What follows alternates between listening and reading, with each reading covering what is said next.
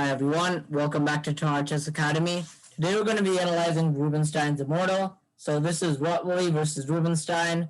So the game began with d4, d5, knight f3, e6, e3, c5, c4, knight c6, knight c3, knight f6. Now we've transposed into a Tarrasch defense. And now Rotlewi releases the tension in the center by playing d takes c5. And his plan is to just go a3, b4, and play bishop b2.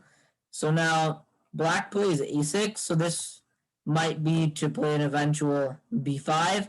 If we can imagine, like, if we take on c4 and the bishop recaptures. So b4, bishop d6, bishop b2, castles, and queen d2. So this queen is misplaced because eventually it has to go to e2 in this following line.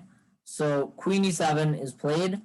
And now this is a pawn sacrifice because now you can just grab this pawn. But after queen d5, black has rook d8 with good compensation. So white could also just go cd5, cd5, bishop e2, but still rook d8, and the bishop will come to b7 after b5, and the rook will come to c8. So the position will be very nice. So after queen e7, bishop d3 is played, and now we can see the reason why e6 is played, because now we can take on c4 and play b5, and this allows us to fianchetto, and we can see that the queen has to raise two tempos going to d2 to e2. So castles, knight e5. So this is introduced by Marshall and Schlechter in a similar position, but with opposite colors, without the move rook d8. So here this is a very good version for black. Knight takes e5, bishop takes e5. Now the threat is bishop takes h2 and queen d6, winning the d3 pawn. So now f4 is played, which stops this, but it weakens the king side, and this e3 pawn becomes very weak. So it also leaves some light scored weaknesses here.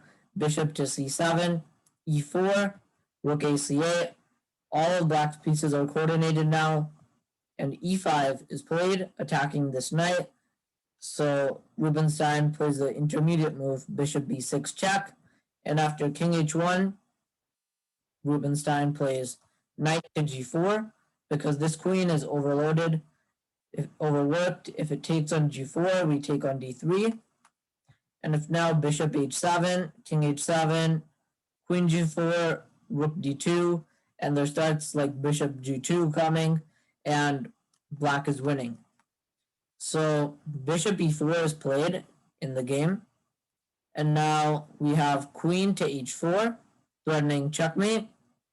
And now if h3, which wasn't played in the game now, here rook takes c3 is a very strong continuation, because after takes, let's say we would take here, we can go queen g3, threatening queen h2, and now if you take, we just come right back because the bishop controls g1. So now after queen h4, g3 is played with the discovered defense.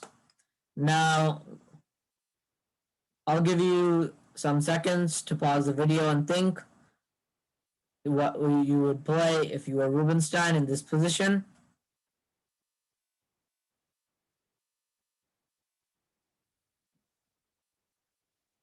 So here Rubinstein played rook takes c3. So the point is that you want to get rid of the queen. So you want to get rid of the queen by taking the bishop on e4. But the problem is that they take with the knight. So first we have to remove this knight. And now if they recapture, then we can just go bishop e4. And if queen takes e4, queen h2 is checkmate. because the knight defends h2. So after rook c3, the queen was attacked, so it was taken. But now the point is that there's rook d2, deflecting the queen from the protection of the bishop. So queen takes d2, bishop takes e4, and after queen g2, rook h3 was played, and white resigned because there's threats of rook h2, which is checkmate. And if you just put some pieces in the way, we just capture.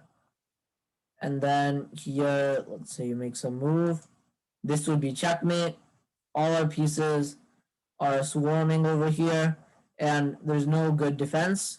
So I hope you like that game.